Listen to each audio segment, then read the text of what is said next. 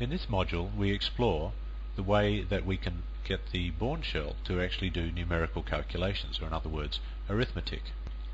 Now I did mention to you before that the Bourne shell actually has no notion of a number, which means of course that all the variables in the Bourne shell programming are strings. They're not integers or anything like that. Now because there's no notion of a number, there's no notion of a numerical calculation, at least not with the Bourne shell just by itself. There is actually another Unix program that we can use in conjunction with the Bourne shell called expr, which is designed to fill that gap, to provide the facility to do numerical calculations. And this is what it looks like. If you've got the dollar prompt up, your shell prompt, you can just type in expr and then your particular calculation that you're interested in. In this case, we would be multiplying 3 by 4, and expr would give the answer of 12. Let's have a brief look at that in action. So I could do, of course, expr 1 plus 2 and get an answer of 3. Now I could also do expr of, say, something like 3 times 4. Now I get a syntax error. Now why do I get a syntax error with that? Is it because I've used the wrong symbol for multiplication? Well, actually I haven't. The asterisk or the star symbol is in fact the correct symbol for multiplication. The problem is that the shell actually examines that line before expr ever gets a hold of it and notices the star there. So what it does is it uses that star as a wildcard and replaces that with the names of all the files in the current directory, which is not what we want.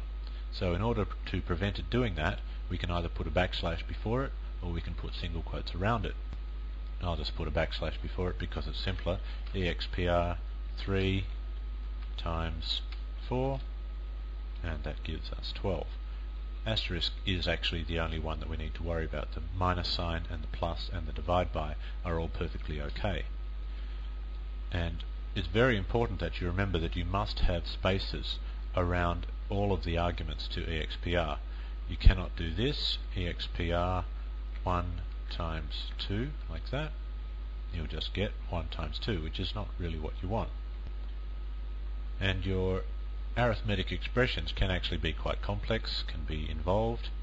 You can even use brackets, of course, but brackets are another special character for use with the shell, so you'd have to put a backslash in front of any bracket that you used as well. So how does expr actually work in conjunction with variables? Well, it's not too much of a stretch of the imagination to come up with an example like this. Set a variable called a to be equal to 15, say, and set a variable called b to be equal to 3. Now, if we want to actually take 15 and divide it by 3, and then put the answer back into another variable called c, we can actually do that, but we have to put the expr expression inside back quotes. Let's go through that worked example in a live shell. What we'd really like to be able to do is just go a equals 15 and b equals 3, and what we'd like to be able to do is c equals, say, $a divided by $b, but you can't do that.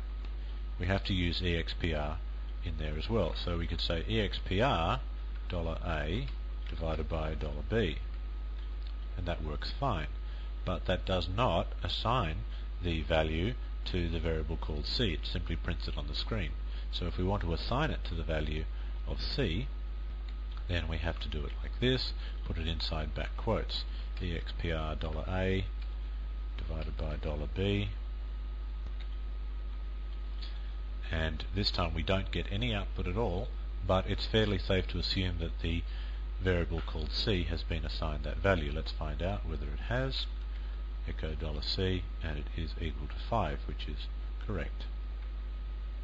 So that's about all you need to know about expr. It's a very simple little program with a few little things you've got to watch out for, like the back quotes and the quotes around the asterisk or the backward slash or whatever it is.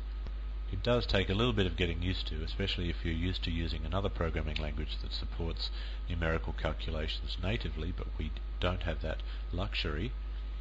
So what I'd like to show you now is a simple way that you can use this expr program in conjunction with a loop. Because what we very often want to be able to do is cause a loop to repeat its code block a certain number of times.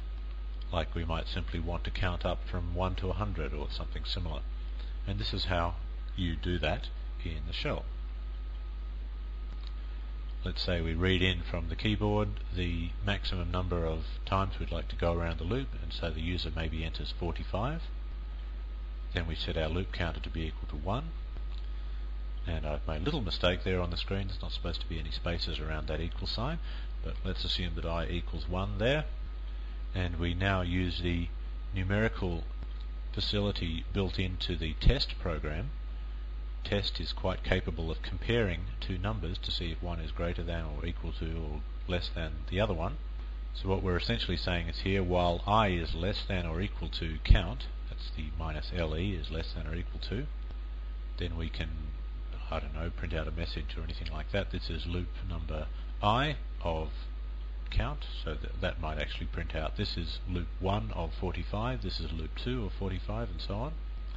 And then the key part of this whole code snippet that you're looking at is the next line, which essentially says I equals I plus 1, but we have to do it in a rather complex way. As we saw before, we have to use expr $I plus 1 with the space around the plus.